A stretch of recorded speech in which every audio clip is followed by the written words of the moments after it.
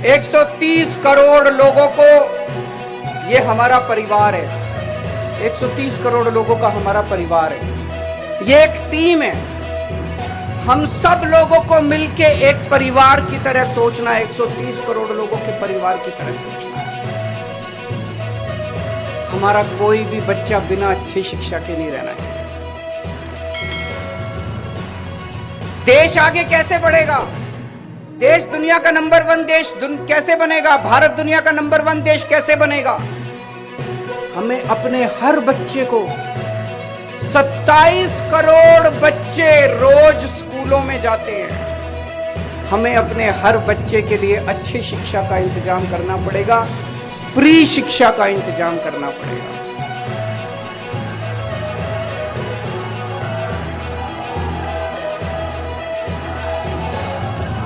चाहे कोई कितने गरीब घर में पैदा हो, चाहे कोई कितने भी गरीब घर में पैदा हो, देश के किसी भी कोने में रहता हो, हम ये नहीं कह सकते हम पहाड़ों में स्कूल नहीं खोल सकते, हम आदिवासी इलाकों में स्कूल नहीं खोल सकते। देश के कोने कोने में स्कूल खोलने पड़ेंगे।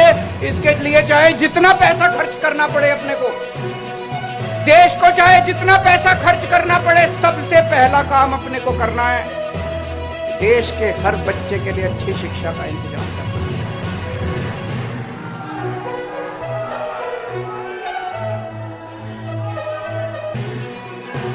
अगर हमने अपने बच्चों को अच्छी शिक्षा दे दी, बच्चों को पढ़ा दिया, एक एक बच्चा पढ़ के कोई डॉक्टर बनेगा, कोई इंजीनियर बनेगा, कोई बिजनेसमैन बनेगा, कोई कहीं कुछ करेगा, कोई कुछ करेगा। एक एक बच्चा पढ़ने के बाद एक एक परिवार को गरीब से अमीर बना देगा। और जब एक एक परिवार गरीब से अमीर बनेगा तो भारत का नाम अमीर देशों के अंदर लिखा जाएगा।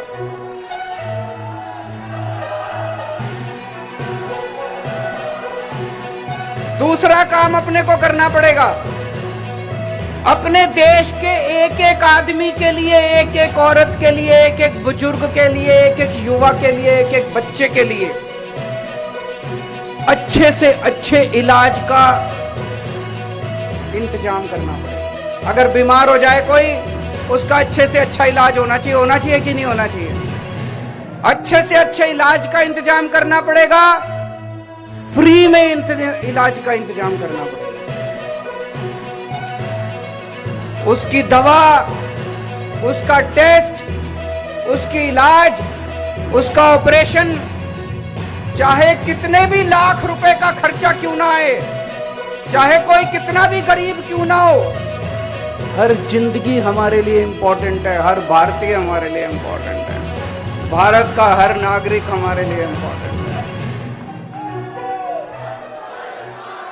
इसके लिए जरूरी है भारत के कोने कोने में, पूरे देश में, गांव गांव में, कोने कोने में हमें स्कूल खोलने पड़ेंगे, हमें अस्पताल खोलने पड़ेंगे, हमें मोहल्ला क्लिनिक बनाने पड़ेंगे, हमें डिस्पेंसरी खोलनी पड़ेगी, डॉक्टरों का इंतजाम करना पड़ेगा, टीचरों का इंतजाम करना पड़ेगा।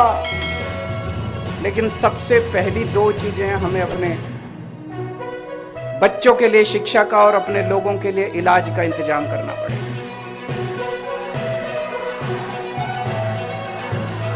तीसरी चीज, हमारी युवा शक्ति आज हमारी सबसे बड़ी ताकत है।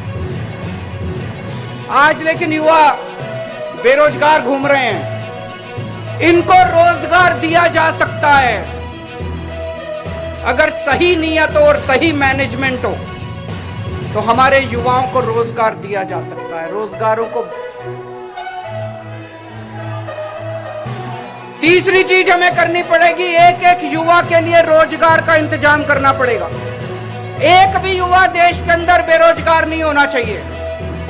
इसके लिए सबसे बड़ी प्राथमिकता देनी पड़ेगी, एक एक युवा के लिए रोजगार का इंतजाम करना पड़ेगा। चौथी चीज, हमारे देश की हर महिला को सम्मान मिलना चाहिए। हमारे देश की हर महिला को बराबरी का अधिकार मिलना चाहिए। हमारे देश की हर महिला को सुरक्षा मिलनी चाहिए। महिलाओं के लिए बराबरी का अधिकार, महिलाओं के लिए सुरक्षा और महिलाओं के लिए सम्मान। ये कहना बड़ा आसान है, करने के लिए हमें अपने अपने घर के अंदर, अपने अपने समाज के अंदर इसके लिए काम करना पड़ेगा। और पांचवी चीज, आज किसान का बेटा किसान नहीं बनना चाहता। क्यों नहीं बनना चाहता? हमारा मुल्क किसान प्रधान, खेती प्रधान मुल्क है। हमें ऐसी व्यवस्था करनी पड़ेगी कि किसानों को अपनी फसल का पूरा दाम मिले, ताकि किसानों के घर में खुशहाली लेके आए, किसानों को सम्मान मिले। और ऐसी व्यवस्था करनी पड़ेगी कि किसान का बेटा फक्र के साथ कहे, मुझे भी किसान बनना है।